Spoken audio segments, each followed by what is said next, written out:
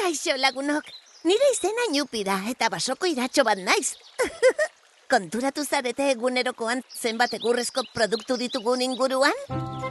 Maiak, aulkiak, eta ez hori bakarrik, egurretik eratorritako produktuak, hala nola, kartoia eta pintatzeko papera, baita poltsak eta enbalajea egiteko ere, plastikoarekin edo beste material batzuekin baino askoz jasangarriagoa da.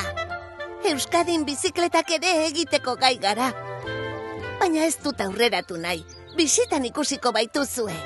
Norbaitek badaki nondik datorren egurra, nola lortzen den eta nola lantzen den, hau guztia ni natorren basotik hasten da.